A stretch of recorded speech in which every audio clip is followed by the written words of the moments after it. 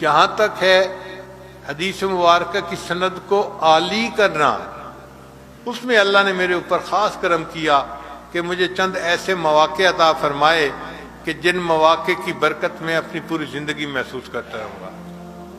ایک سند تو مجھے دیوبند میں ملی،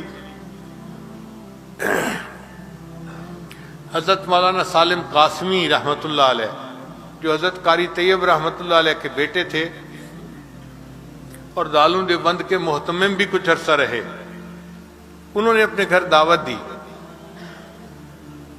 جب کھانا کھا لیا تو مجھے کہنے لگے حضرت میرے ساتھ آئیں۔ میں ان کے پیچھے پیچھے گیا، وہ مجھے ایک کمرے میں لے گئے، حضرت اس چارپائی پہ بیٹھ جائیں۔ میں بیٹھ گیا، پھر کہنے لگے آپ کو پتہ ہے میں نے آپ کو اس چارپائی پہ لا کے کیوں بٹھایا ہے؟ میں نے کہا حضرت میں ان پیروں میں سے نہیں ہوں جن کے کتے اور بلیاں بھی علم غیب جانتے ہیں۔ بریلیوں کی عادت ہوتی ہے نا، تو میں نے یہ بات کی۔ کہنے لگے اچھا میں بتا دیتا ہوں کہ یہ کمرہ حضرت مولانا قاسم نانوتوی کا ہے اور یہ چارپائی ان کی ہے، اور میرا دل چاہا اس چارپائی پر بٹھا کر میں آپ کو حدیث کی اجازت دوں۔ الحمدللہ ثم الحمدللہ، انہوں نے لکھی ہوئی بھی اجازت دی، سند دی، اور ویسے بھی سند دی۔ یہ ایک عالی نسبت تھی جو اللہ نے مجھے دیوبند میں عطا فرمائی۔ پھر ایک دوسری نسبت کا اللہ نے عجیب سبب بنایا۔ ہم لوگ ایک مرتبہ حج کے بعد حرم مکہ میں مقیم تھے، عصر کی نماز پڑھی تو میں نے دیکھا کہ ایک صف آگے ایک پتلے دبلے سے عالم ہیں،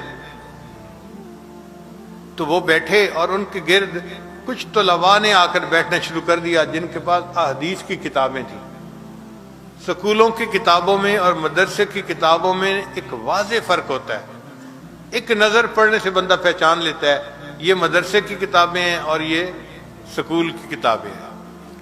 چنانچہ میں ان بچوں کو دیکھ رہا تھا کہ شاید بخاری شریف انہوں نے اپنے ہاتھوں میں لی ہوئی تھی اور سرخ رومال انہوں نے سر پہ باندھے ہوئے تھے، وہ گھیرا بنا کر بیٹھ گئے اور ان کے سامنے ایک طالب علم نے بخاری شریف کی پہلی حدیث کی تلاوت شروع کر دی۔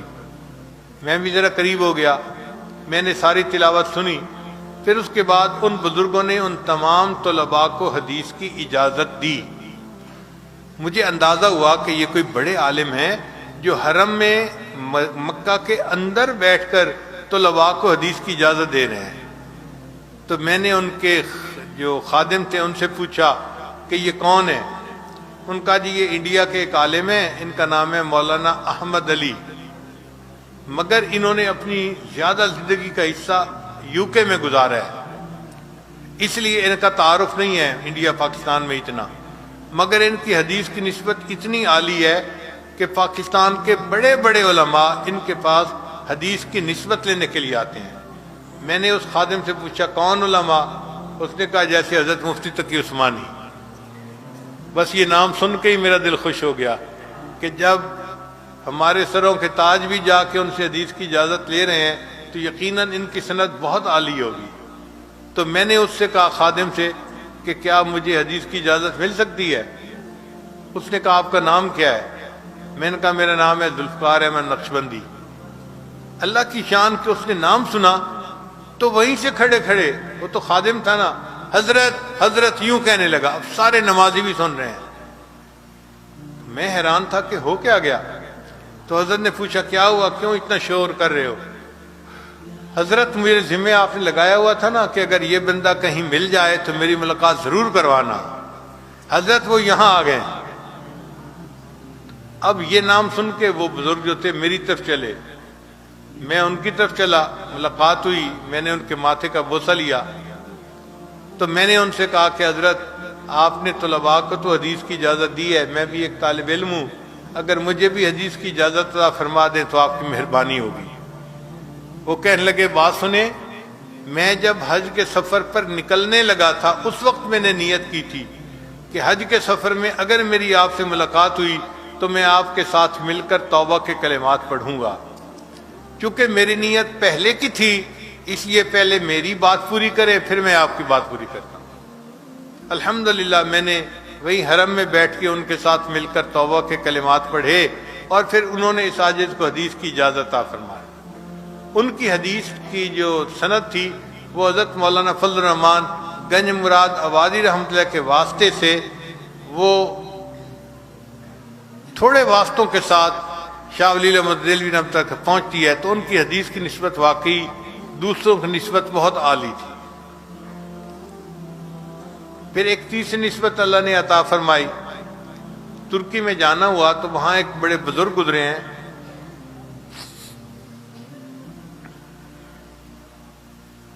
علامہ زاہد القوثری ان کا نام ہے۔ یہ امام اعظم اور حنیفہ رحمۃ اللہ کے دفاع میں بڑی اعلیٰ کتابیں انہوں نے لکھی ہیں۔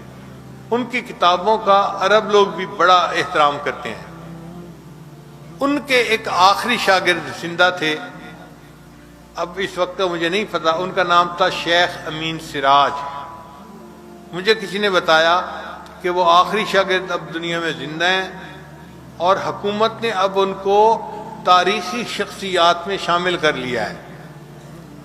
تاریخی شخصیات کا کیا معنی؟ تاریخی شخصیات کا معنی کہ اب حکومت نے کئی ڈاکٹروں کی جماعت بنا دی ہے جو ہر وقت ان کے ساتھ رہتی ہے، ان کے کھانے پینے ملنے جلنے کا خیال رکھتی ہے اور ان کو بیماریوں سے بچاتی ہے، کہ یہ قومی ورثہ ہے، ان کی حفاظت کرنا قوم کا فریضہ ہے۔ جو قدردان لوگ ہوتے ہیں وہ ایسے علماء کی عزت کرتے ہیں، احترام کرتے ہیں۔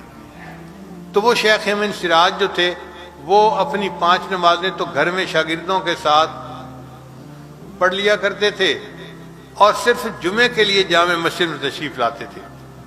اور جمعے کے لیے حکومت نے مسجد کے بالکل ساتھ ایک شیشے کا کمرہ بنا دیا تھا کہ لوگ ان کو شیشے دیکھ تو سکتے تھے مگر ان کو مل نہیں سکتے تھے۔ اور حکومت کا مقصد بھی یہی تھا کہ لوگ ملتے ہیں تو کسی سے بیکٹیریا ٹرانسفر، کسی سے وائرس ٹرانسفر، اور بوڑھا بندہ بیمار ہو جاتا ہے تو ڈاکٹر لوگ ان کو ملنے نہیں دیتے تھے۔ خیر جمعہ میں 1-2 دن باقی تھے، ہم نے خوب اللہ سے دعائیں کی کہ اللہ ہمیں موقع دے دیجئے کہ ہم ایک ایسے عالم کا دیدار کر سکیں اور ان سے حدیث کی اجازت حاصل کر سکیں۔ اللہ کی شان کہ وہ اس جمعہ کو مسجد میں تشریف لا گئے، طبیعت ٹھیک تھی۔ ہم نے شیشے سے ان کا دیدار تو کر لیا، لیکن اب دل چاہتا تھا کہ ان سے حدیث کی اجازت بھی لیں، اور کمرے سے ہم اندر جا نہیں سکتے تھے۔ کمرے کے دروازے کے اوپر ڈاکٹر پہرا دے رہا تھا، بالکل پبلک کو اندر جانے کی اجازت نہیں تھی۔ تو میں آہستہ آہستہ چلتے ہوئے کمرے کے دروازے کے قریب گیا تو ڈاکٹر نے مجھ سے پوچھا کہ آپ کہاں سے آئے ہیں؟ میں نے کہا پاکستان سے۔ کہنے لگا نو، پاکستان میں تو ہائیجینک کنڈیشن اچھی نہیں ہے، وہاں کے کسی بندے کی ہم شیخ سے ملاقات نہیں کروا سکتے۔ تو میں وہیں پہ کھڑا ہو گیا۔ اب اتنے میں شیخ کے جو خادم تھے نا، انہوں نے مجھے دیکھا تو وہ دروازے کے قریب آئے اور مجھ سے پوچھتے ہیں کہ جی آپ کون ہیں؟ میں نے کہا بھائی میرا نام ہے ذوالفقار احمد نقشبندی اور میں پاکستان سے آیا ہوں اور حضرت کے ساتھ میں مصافحہ کرنا چاہتا ہوں اور حضرت سے حدیث کی اجازت لینا چاہتا ہوں۔ اس خادم نے وہیں سے حضرت کو بتایا کہ حضرت پاکستان سے کوئی عالم آئے ہیں، ان کا نام ہے ذوالفقار احمد نقشبندی۔ اللہ کی شان کہ یہ نام سن کر شیخ امین سراج جو تھے وہ دروازے کی طرف چل پڑے۔ اب مجھے تو دروازے پہ ڈاکٹر نے روکا ہوا تھا، جب وہ دروازے کی طرف آئے تو ان کو بھی ڈاکٹر نے روک لیا۔ یہ آپ باہر کیوں جا رہے ہیں؟ ابھی تو جانے کا وقت نہیں۔ اس نے کہا میں نے ان سے ملنا ہے۔ ڈاکٹر نے کہا آپ نہیں مل سکتے، ہماری ڈیوٹی ہے کہ ہم آپ کی حفاظت کریں، آپ کو کوئی بیماری لگ گئی، اور یہ بندہ تو آیا بھی پاکستان جیسے ملک سے ہے جہاں پر بہت وائرس ہیں اور ہائیجینک کنڈیشن بہت بری ہیں۔ تو شیخ امین سراج کے دل میں اللہ نے محبت ڈالی، انہوں نے یہ بات آگے سے کہی کہ اچھا اگر اس سے مل کر مجھے کل کی بجائے آج موت آتی ہے تو میں مرنے کے لیے تیار ہوں۔ ان کے اس بات کے بعد ڈاکٹر پیچھے ہٹ گیا اور وہیں دروازے میں کھڑے ہوئے مجھے اللہ نے ان سے معانقہ کرنے کی اور مصافحہ کرنے کی سعادت عطا فرمائی، اور انہوں نے حدیث کی اجازت بھی عطا فرمائی اور لکھی ہوئی پوری لسٹ بھی دے دی۔ آج الحمدللہ ہمارے پاس ان کی سند علامہ زاہد القوثری کے واسطے سے موجود ہے جو ایک عالی سند ہے۔ مگر ہمارے ہاں جتنی حدیث کی سندیں ہیں نا، تو امام بخاری تک 16-17 واسطے بنتے ہیں اکثر و بیشتر. جو بڑے حضرات ہیں ان کے 16 واسطے بن جاتے ہوں گے، مگر 16-17 واسطے ہی بنتے ہیں. ہم نے اس کو گنا ہے. اللہ کی شان دیکھیں، کچھ عرصہ پہلے ہمیں اللہ نے بخارا جانے کی سعادت عطا فرمائی. بخارا میں مختلف ملکوں کے مشائخ آئے ہوئے تھے. تو مجھے کسی نے بتایا کہ جی شام سے ایک بڑے عالم آئے ہیں شیخ محی الدین، اور ان کی جو حدیث کی سند ہے وہ بہت عالی ہے.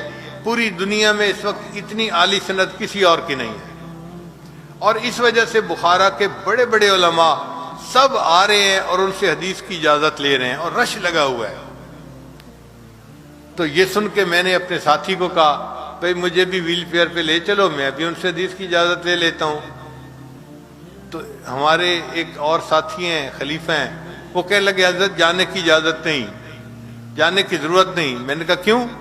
کہنے لگے عصر کی نماز پڑھنے کے بعد انہوں نے مجھے کہا تھا کہ تم ساتھ رہتے ہو، جب رات کو شیخ فارغ ہوں مجھے فون کر دینا، میں خود آؤں گا، میں نے ان کے ساتھ مل کر توبہ کے کلمات پڑھنے ہیں. تو چونکہ انہوں نے میرے ذمہ لگایا ہوا ہے، میں ان کو فون کر دیتا ہوں، وہ ابھی آ جائیں گے. میں نے کہا بھئی دل تو چاہتا تھا میں چل کے جاتا، لیکن اگر حضرت نے پہلے کہا ہوا ہے تو چلو فون کر دو. اس نے وہیں بیٹھے بیٹھے فون کیا، تو تھوڑی دیر کے بعد وہ شیخ وہیں تشریف لے آئے، اور الحمدللہ انہوں نے آ کے ہمیں حدیث کی اجازت دی. ان کی یہ جو حدیث کی اجازت ہے وہ علامہ شامی رحمۃ اللہ علیہ، ابن عابدین رحمۃ اللہ کی وساطت سے نبی علیہ السلام تک بہت چھوٹے واسطے سے پہنچتی ہے. ان کے جو واسطے امام بخاری تک پہنچتے ہیں نا، وہ 14 واسطے بنتے تھے. تو اب گویا میرے استاد بھی ساتھ شامل ہو گئے تو یہ 15 واسطے بن گئے. جو مفتی حضرات بیٹھے ہیں وہ سمجھتے ہیں کہ فتاوی شامی کے اوپر حاشیہ لکھا ہے مصطفیٰ غلام مصطفیٰ فرفور، نہیں عبداللطیف فرفور نے. یہ شام کے ایک بڑے ڈاکٹر تھے، عالم تھے، اور انہوں نے واقعی ایسا حاشیہ لکھا کہ لوگ حیران ہیں کہ انہوں نے اتنا اچھا کام کیسے کر دیا، اللہ نے ان سے کام لے لیا. ان کے واسطے سے، فرفور کے واسطے سے، علامہ شامی رحمۃ اللہ کے ذریعے اللہ نے یہ حدیث کی ایسی نسبت عطا فرمائی جو بقول شیخ محی الدین کے اس وقت دنیا میں سب سے عالی نسبت تھی. تو اللہ نے وہ بھی عطا فرمائی. الحمدللہ جتنے واسطوں سے یہ نسبت اس عاجز کو ملی، یہ عاجز جتنے علماء یہاں موجود ہیں یا طلباء موجود ہیں، ان سب کو اپنی طرف سے حدیث کی اجازت دیتا ہے. اللہ تعالی ہمیں تقوی و طہارت کے ساتھ زندگی گزارنے کی توفیق عطا فرمائے اور پوری زندگی حدیث کی خدمت کے لیے قبول فرمائے.